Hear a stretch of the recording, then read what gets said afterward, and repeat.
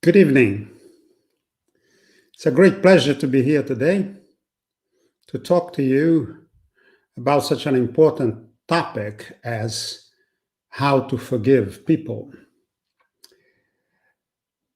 It is also my honor and my joy to be here, invited by our house, Nekafla.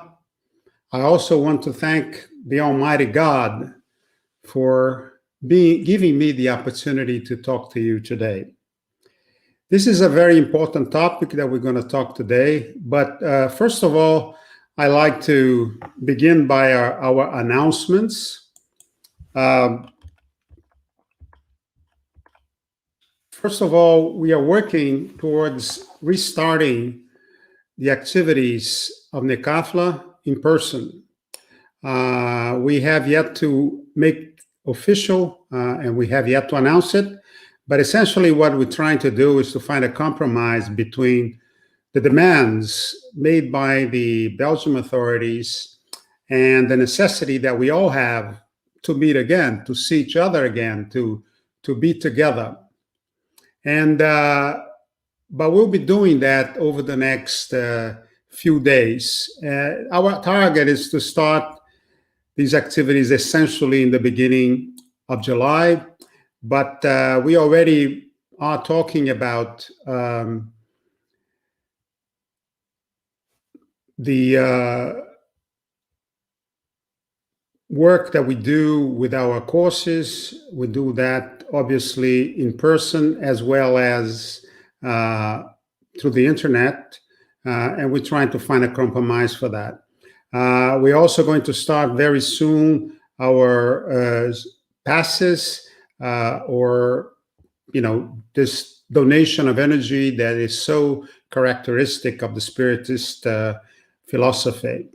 And obviously also the fraternal interviews, they continue online, but they will also begin sometime in July in person. But it will have to be done by reservation. So good news. We're beginning again our activities in person, and I hope that we can do it as soon as possible. We're going to do now our prayer. Our prayer normally is something that we think is very important. Good evening, Agnes. Nice to have you here. This prayer is a way to communicate with God, to communicate also with ourselves. So let us all try and close our eyes, find a place of quiet, of calm, where we can be in unity with God's creation, where we can be together with all of those human beings that are on this planet with us in spirit, but also where we can communicate and touch and feel all of the spirits that are on the other side of the mirror. And in this place of quiet and calm, we can then feel the vibrations that are coming from all over the universe. These vibrations, they just touch us.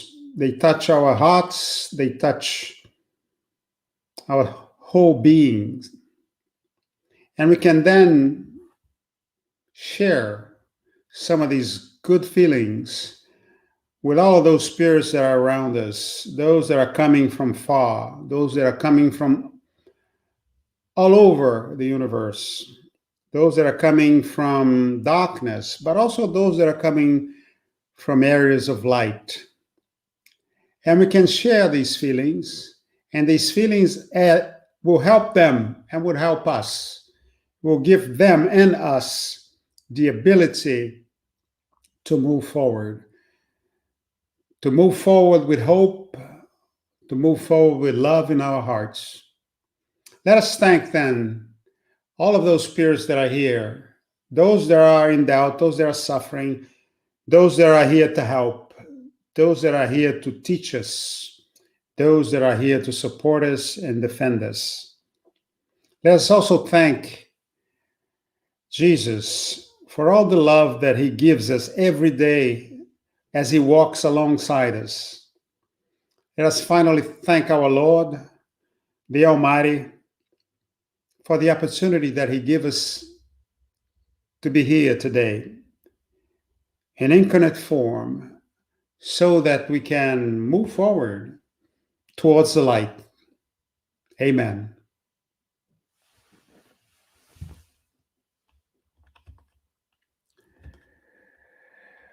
The topic of today is forgiving. It is a beginner's guide. We're all beginners here in the world, in this earth. We're all beginners. So it's a beginner's guide, how to forgive, how to forgive. And today, there are not going to be any pictures. It's just going to be me, good old me, talking to you. But I think it's important that I try to convey to you the necessity that we have to be able to learn how to forgive, because it is one of the tasks that we have when we are incarnate in this earth. The spirit of a certain William S. said, to forgive or not forgive, that is the question. To forgive or not forgive, that is the question. And I'm paraphrasing William Shakespeare. I'm sure that his spirit lives on near God because he created so much beauty. He helped so many people, including yours truly, that I took some liberty with this little phrase from Hamlet. And I say, to forgive or not forgive, that is the question. That is the question that we're going to talk today. To forgive or not to forgive. And we go back to the Bible, to the Second Testament, to the Gospel according to Spiritism. And there, Peter asked God, should I continuously pardon those that have sinned against me? Should I do it 7 times, O Lord? And Jesus said, you have to forgive not 7 times, but 7 times 70. 7 times 70. And obviously, if you make the calculation, that is 490. It is a lot to forgive just one person, absolutely. But as a number, it's a small number. But in fact, in this passage of the gospel, 490 stands for infinity. It stands for infinity. You have to forgive infinitely. So we have an infinite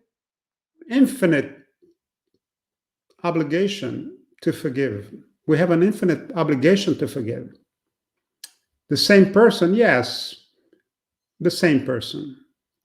Other people, obviously other people. But, if they tell you no, you try it again and again and again and again. We need as well to increase then our capacity to forgive. And that is one of our missions in each incarnation that we come, in each period where we are on the other side in the spiritual world. We also have to continuously increase our capacity to forgive. Continuously increase our capacity to forgive. And let's talk now of what forgiving is not. To forgive, it is not an exchange, a commercial exchange. You give me something, I give you something. No, it's just giving something. And maybe you get something in return. Maybe if you give love, maybe you get love in return, but you may not get it. But you still have to give. You still have to love the other person. So it is not an exchange. It is certainly not forgetting. Some people think that you have to forget in order to forgive. No. And I even tell you that we don't forget anything. We don't forget anything. We do not forget anything. When we have a traumatic experience, we deal it in basically essentially two ways. Either we remember it forever and ever and ever, or we, quote unquote, forget about it, but in fact we internalize it and we hide it somewhere within our unconscious, and it stays there doing damage to you. And from time to time, it comes back. And it comes back in the form of anger, in the form of aggressiveness, in the form of violence, for example. So you cannot forget. You have to learn how to live with the remembrance of the trauma. You have to learn how to live with it. And if you have been traumatized, you should not be ashamed of it. You should not be ashamed of it. Some people block it because they feel within themselves that maybe they deserved it. Nobody deserves to be traumatized. Nobody deserves pain. Nobody deserves to be mistreated. Nobody deserves to have violence committed upon them. So, although forgetting is not an option, you can deal with it. You have to learn. And sometimes you have to be, as I always say, you have to become a friend of your trauma. You have to become a friend of your trauma. You have to accept it as part of your life, as part of something that happened to you, but it should not be something that defines who you are. You are not your traumas. You are not something that happened to you when you were a child. Obviously, it has an influence on your behavior and how you are and how you feel, obviously. And I'm not minimizing anybody's trauma. I have some of my own, but they are mine. And I suffer, maybe, I'm certain, in a very different way than you do. But you cannot forget. So forgiving is not forgetting. So if we move on, you will see that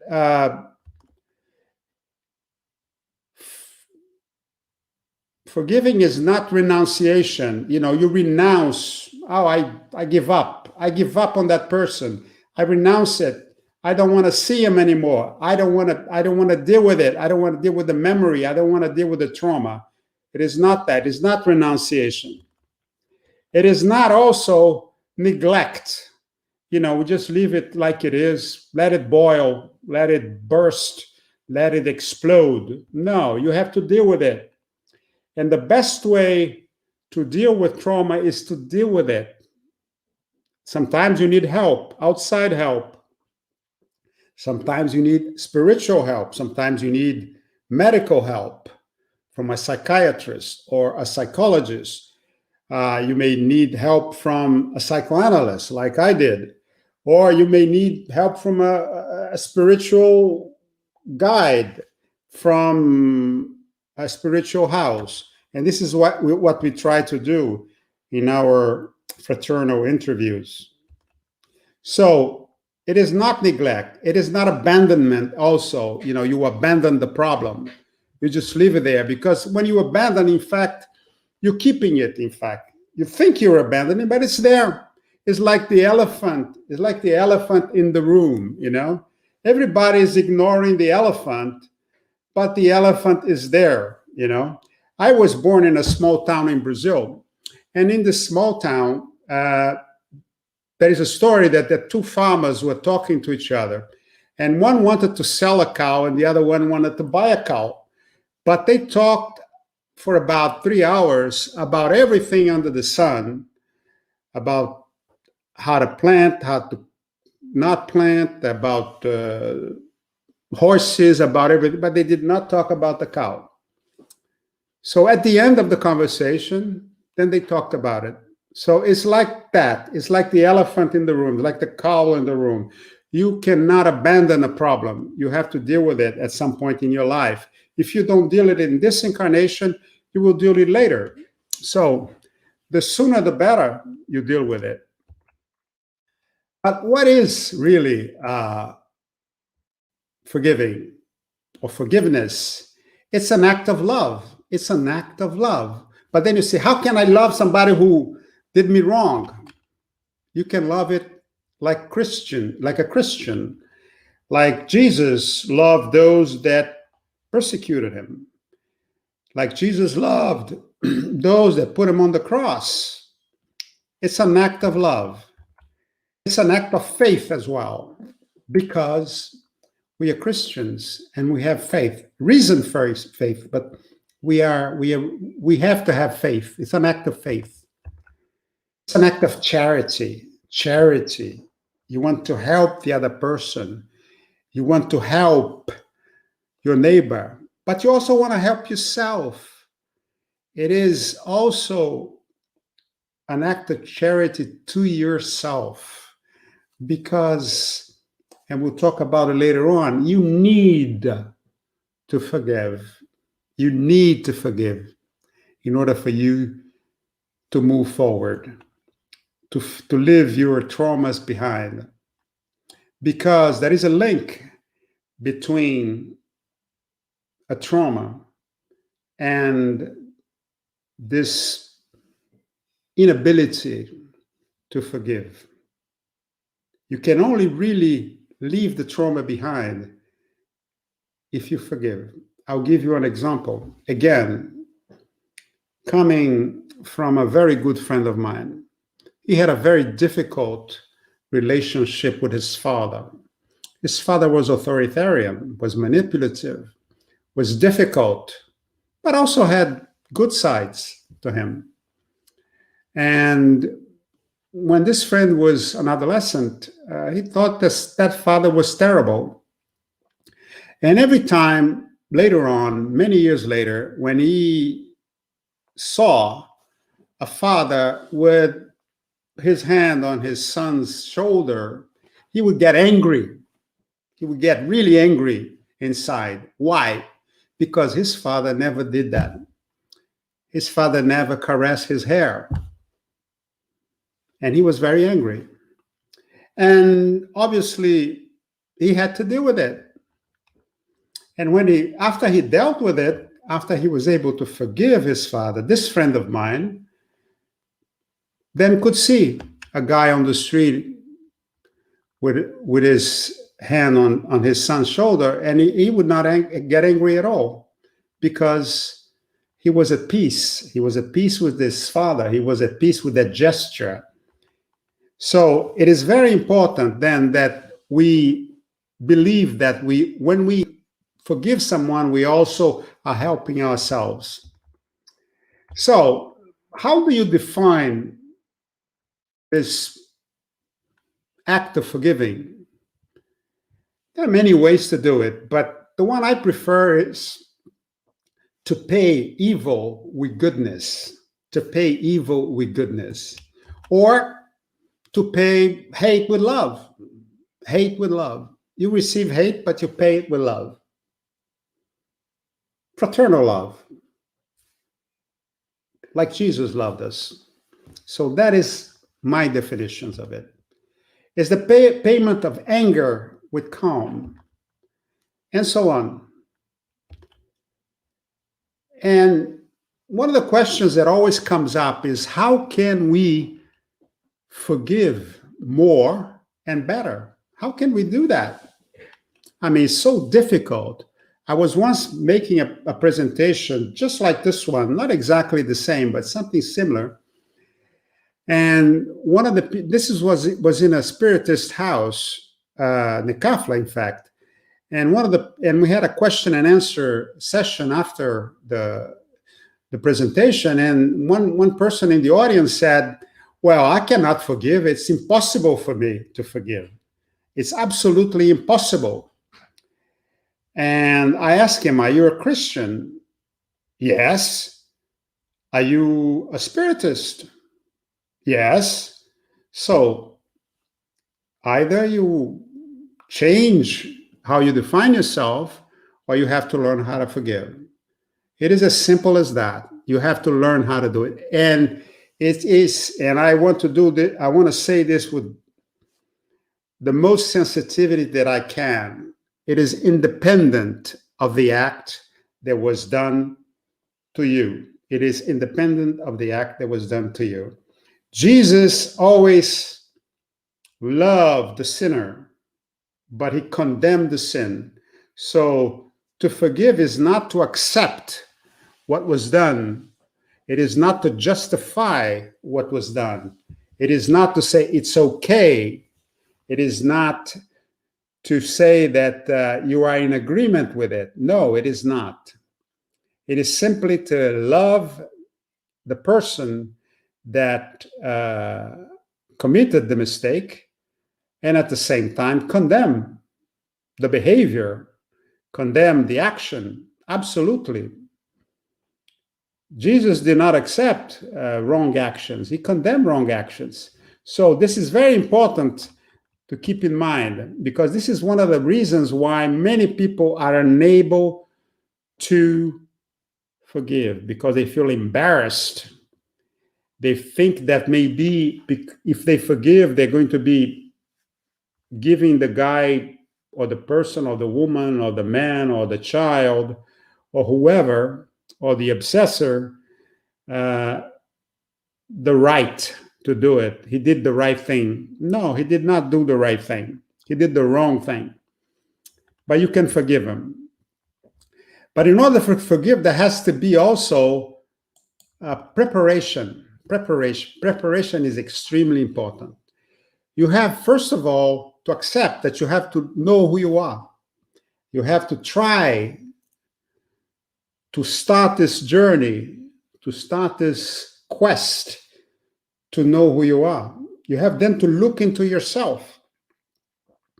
If you refuse to look into yourself, then it's going to be very, very difficult for you to be able to forgive not only somebody who did you wrong, but even yourself, because sometimes we have very, very bad opinions of ourselves. So make sure that what you are doing is this, looking at who you are. Try to find what are your qualities. Try to find what you do that is good, but also be truthful to yourself and accept that you may have just a very few small, tiny defects, that you have maybe vices that are not allowing you to move forward. So it's extremely important that you be truthful to yourself, sincere with yourself, because if you're not, then the only person that you are fooling is yourself. You cannot fool God. You cannot even fool other people for a long time. Also, be prepared to challenge and to change, to challenge and to change, to challenge and change who you are, because sometimes we define ourselves many times in rosy colors or in very dark colors. Depends on where we are, or both. But challenge who you are. Am I like this really? And you have to be open to change. Challenge who your heroes are. Who are the good people? Sometimes some of the good people are just manipulators, and they're just manipulating you. Sometimes you're not so good. Maybe you made many mistakes. Maybe you were cruel to someone. You were violent to someone. You were nasty to someone. So make sure you know who you are. Also challenge and change your heroes if necessary. Take them down, from the pedestal. 1, 2, 3, 4 steps. Sometimes it's necessary. Sometimes it's necessary to do that. Also, challenge and change your villains. Who are the bad people in your life? If you go to a spiritist center and you make a poll you ask people a question, and you ask, are you an obsessor? Are you obsessed by somebody? And 95% of the people will say that they are being obsessed by some spirit, some bad spirit. But sometimes, in fact, it is the reverse. You are the one who is the obsessor. You are the one that is always calling him or her to help you. You are the one that is always saying, please be here, stay with me, don't walk away, etc., etc. So you have to challenge yourself always. And you have to change from within yourself, from your heart. You cannot forgive if you don't change. It has to become natural behavior for you. Natural behavior. You don't have to think about it. You forgive people naturally. You don't even have to come up with strategies and so on. All of these things we're going to talk later on today.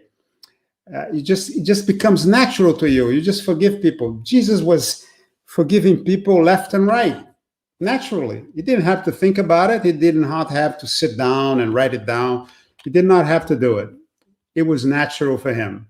And if you change inside, then this is what you're going to be able to do. You have to be able to do it like that. Look at your heart's condition. What is my heart's condition? How does my heart look? Because this is the center of emotion. This is the center of what we are as human, as emotional beings. So how do you change that? How does it look? What is the condition? And you need to create space. You need to create space in this heart. If your heart is full of hate, there is no space for love. If your heart is full of anger, there is no space for calm. If your heart is full of revolt, there is no space for acceptance. If you have a desire for revenge, for vengeance, there is no space to pardon anyone because you're full of desire for revenge. I remember a short story about myself many years ago when I felt victimized by somebody. It was a professional situation, and this guy victimized me. I thought so at the time. And one day, I decided I'm going to forgive this guy. I'm going to forgive this guy. And I decided, I forgive you. I forgive him. And, it looked like, okay, I was not thinking about him too much and so on. And then one day in a place, I think it was Barcelona, coming out of a hotel in an elevator, I saw this guy right there in front of me. And all of a sudden, I wanted to jump on him and squeeze his neck because the anger was essentially just sublimated. It was just in my unconscious, but the anger was still there. But since I had done a lot of work with the Spiritist philosophy, I just said, good evening, and walked away. I controlled my behavior. What is interesting about it, though, is that many, many years later, I met this guy at another hotel in the Middle East. And he had nothing to do that night, and I had nothing to do with that night. And we sat down to have dinner to make peace. And in fact, he told me a lot of his problems and how he was suffering, how, he had marital problems. His wife had left him and that he suffered a lot and so on and so forth. So basically, after that conversation, my problem with this man was finished, absolutely finished. I only think of him in good terms now. And in fact, he's my friend on Facebook, which is a modern way of saying that, you got a friend. So he's even there. So get rid of this desire for revenge. and avoid complicit neutrality. What do I mean by complicit neutrality?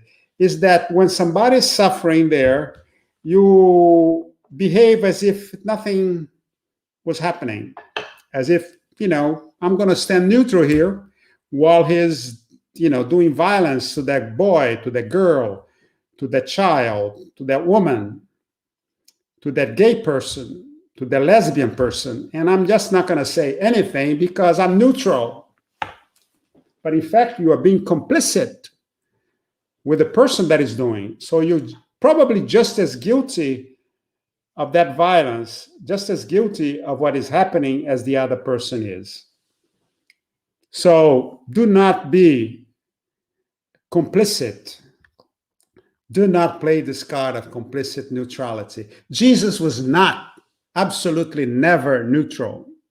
There was right and wrong with him. When he went into the temple and he saw the merchants, well, he told the merchants a certain number of truths. So he had a very good idea of what was right and what was wrong. Be prepared to love. Be prepared to love. Be prepared to love. Above all, God, obviously. Yourself. Find peace with yourself. Become a friend of yourself. Some of us don't like ourselves. Some of us commit suicide, a long suicide from adolescence all the way to old age, because we drink and we take drugs and we make mistakes and we so on and so forth, because we don't like ourselves. So the only way to counter that is to, number one, try to know who you are, accept who you are, accept your spiritual state, whatever God gave you that you cannot change, accept it, because there is a higher power there that gave you that. So if you have a certain color, accept your color.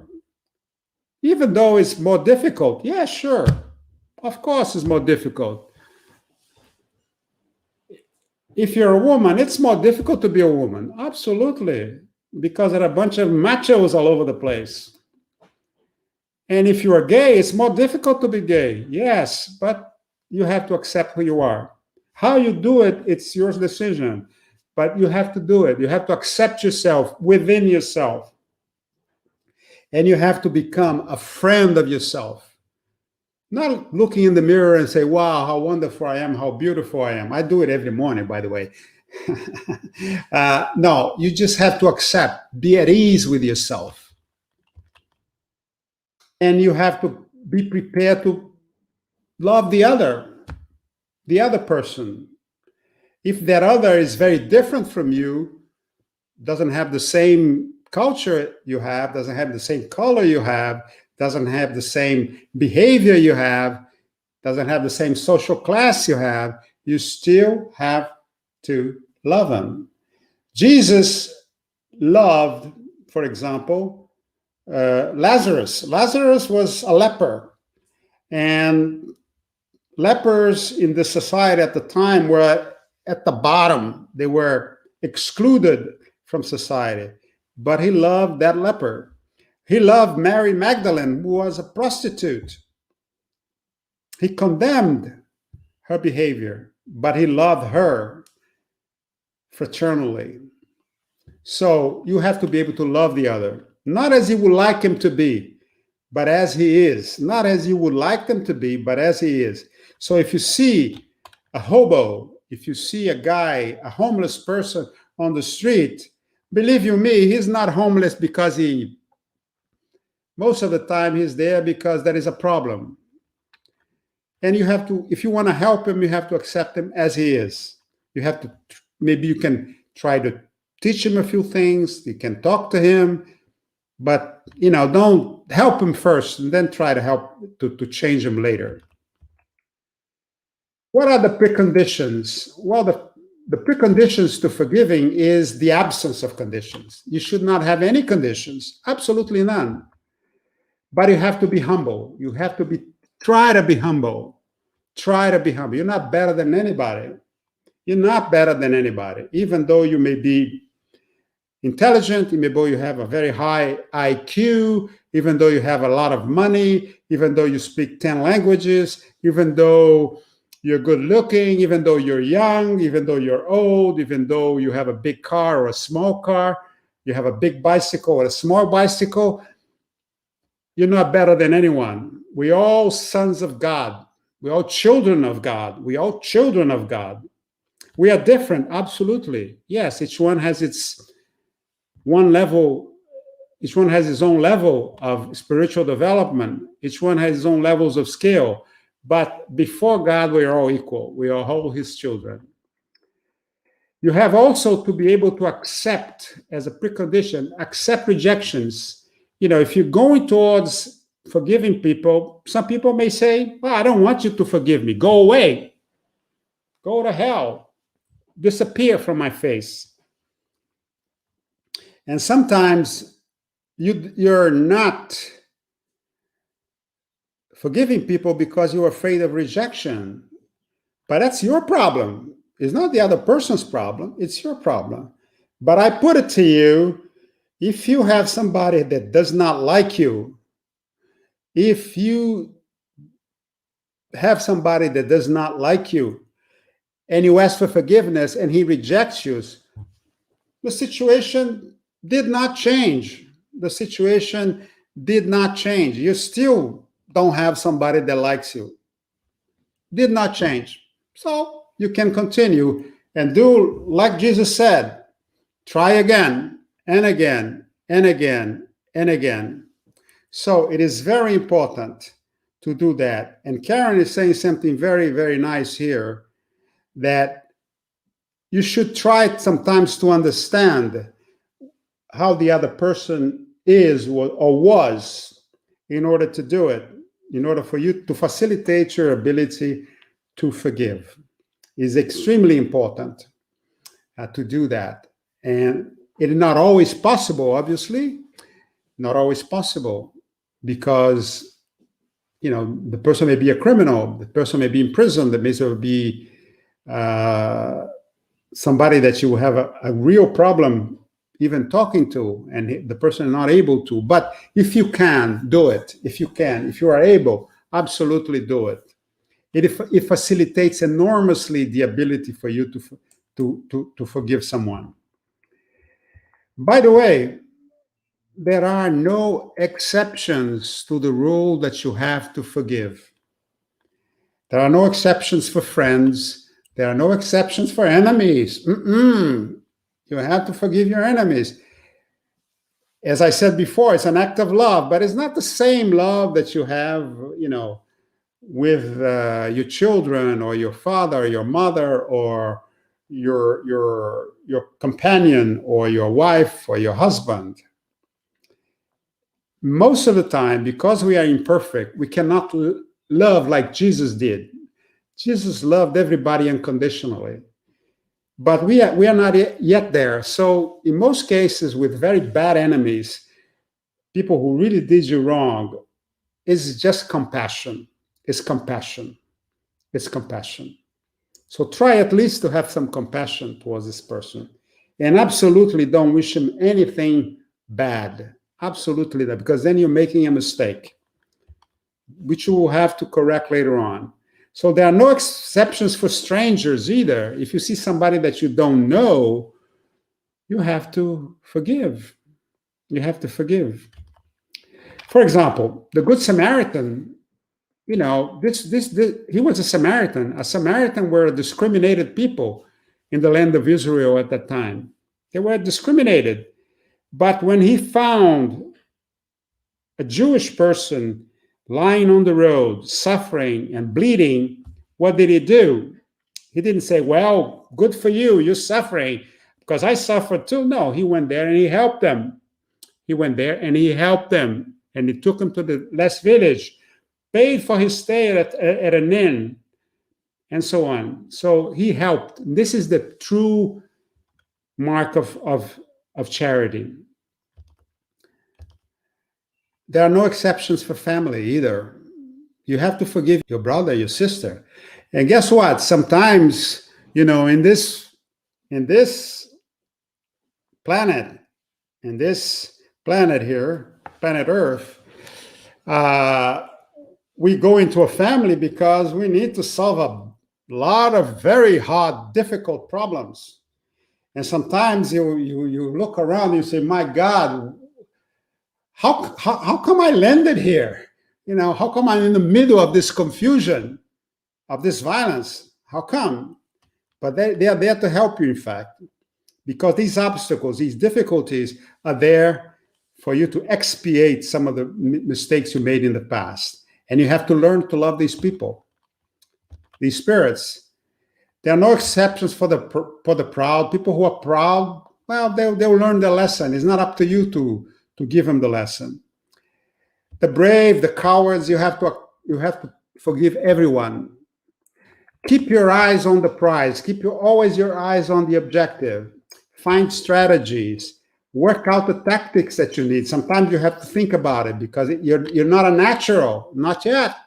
So you have to think of what you're going to do. But what are the remedies, for example? So what are some of the practical things that you can do? Well, you can make a list. I made a list, and I suggest you do it. Make a list. My list was about 2 pages of people that I needed to pardon. Yeah. And there were, and then I ranked them, the hardest to the easiest. And obviously I started immediately. And I said, I have to start while they're here, because it's easier to forgive when the people are still alive, for example, on this earth. It's much more difficult to forgive a spirit when he's on the other side, because sometimes he does not see it the same way, the same thing that you see. He needs a medium, for example, to communicate with you. So sometimes it's better, try to do it while they're here, because the dialogue is easier. It's the same dimensional, physical dimension dialogue. It's much easier. And start from the easiest to the hardest. The easiest to forgive, just forgive them. Forgive. But with sincerity, obviously. Start small. Always be sensitive to the other person. Be sensitive to their problems. Be sensitive. Be gentle. Don't just, I pardon and walk away. No, be gentle. Do not judge. You are not indicated by God to be judged. You're not a judge of anyone, of anybody. You shouldn't even judge yourself too much. But you are responsible for your actions, so you always have to consider what you're doing. But do not judge other people. And do not fear rejections, as I said before. Do not fear rejection. And practice makes perfect. Use the strategy that we talked about. Follow your intuition. Sometimes your intuition is a guide for you.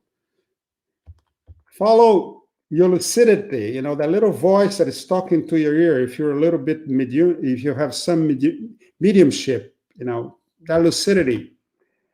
Follow, of course, your mediumship. Use all methods available. Spoken words, talk, write. For example, I had an enemy at one time, and I wrote him a letter. I wrote him a very long letter, about 4 pages. And he was dead. In fact, he was no longer, dead in the material world. He was no longer there. But I was able to externalize a lot of the anger that I had within myself in that letter. So the letter helps. I know you're going to say, well, letters for old people. But no, you have to put pen in hand and write down something. I'm a musician, part-time musician, so music also helps. Gestures, make a gesture. Some people are very sensitive to gestures, to flowers, to a touch on if he accepts that, a touch, slight touch. Use your dreams. Your dreams are a tremendous resource for you to help you forgive people. You can forgive people during your dreams. And I can tell by my own experience at least for me, worked very much. The big people that I needed to the really tough, the one or two that are on the top of the line, the most difficult, I was only able to do it in a dream because they were no longer materially alive. So I had to do it in the dream, and it worked for me. Maybe it will work for you. And your prayers, of course. And Karen made a beautiful presentation a few days ago on prayers. Use your prayers. Prayers are a tremendous resource to help you to forgive people. Send them a prayer. Send them a prayer, a genuine prayer from the heart. Lend an ear. Lend an ear. Let me listen to what people have to say to you. Sit down with that person and listen to what they have to say. Like I did with my friend, I sat down with him and he talked for about 3 hours and I was just listening. I was not judging him. I was not trying to justify what he did or what I did. I just lent an ear. So lend an ear.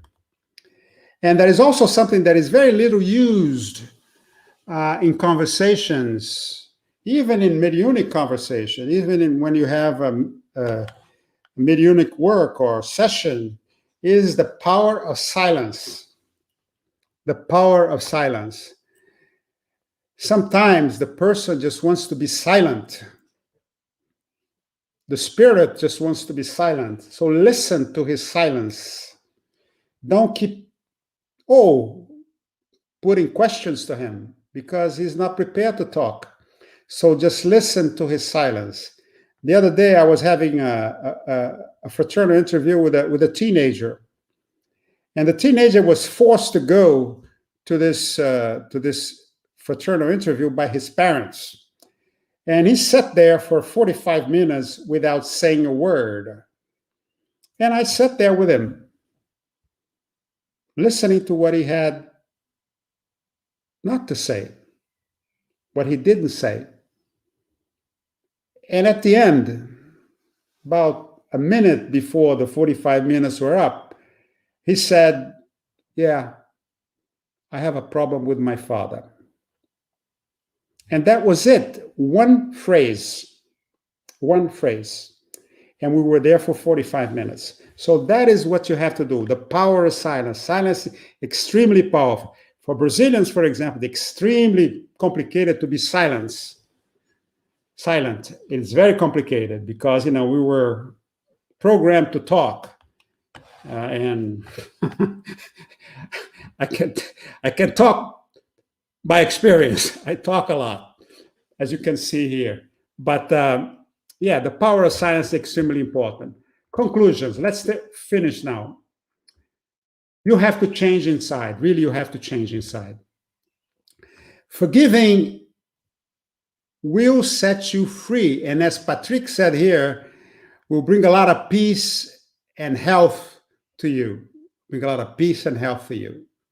So forgive will set you free. Do it even if you're still a little bit, egotistical. Yeah, do it for yourself. You need to be set free. Let there be light in your heart, because if it's only darkness in your heart, there is not going to be light there, and you're not going to be able to forgive anybody. But there are no shortcuts. You have to work on yourself. You have to, work a lot. But it's not only difficulties that are there. You should also look at the good side of it. A very good side of forgiving people, because what? Instead of carrying around that huge suitcase full of anger, full of hate, full of this, full of that, all of a sudden you are light and you can do other things that are fun in your life. You can concentrate on loving your family. You can concentrate on doing your work with love, and so on. So liberate yourself of these weights. But let's ask a bunch of questions here. Forgiving, is it a necessity to forgive? Is it an obligation? Yes, both. It is a necessity and it is an obligation. Did Jesus tell us to do it? Yes, he did. Yes, he did. Yes, he did. But Don't do it because it's a necessity. Don't do it because it's a necessity. Don't do it because it is an obligation. Don't do it because Jesus told you. You're not a puppet of Jesus or of God. You are you. So don't do it for necessity. Don't do it for obligation. Don't do it because Jesus told you. In fact, forgive because you love your brother. You love your brother. Forgive because you love your brother. Forgive because you love yourself. Because you love yourself. Forgive because you want to console your brother. You want to console your neighbor. You want to console your enemy. Forgive because you want to help the world. Forgive because you want to help your society. Forgive because you want a better universe. Forgive because that's the only way. That's one of the ways to save yourself. Thank you. That is all I had today. Thank you for your patience, your forbearance. I will now do a little prayer so that we can calm ourselves down. So I would like to invite you to close your eyes, to try to find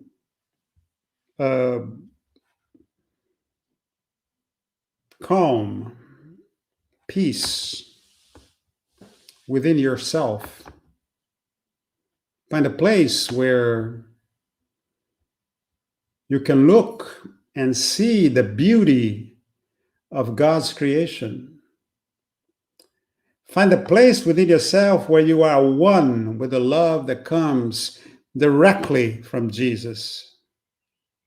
Open your hearts and let that light that comes from the gospel, let that light that comes from the words of Jesus enter your heart so that you can feel for your brother, so that you can communicate with your brother through love, through hope, so that you can feel the beautiful vibrations that are all around us, coming from the heavens, coming from all over the universe.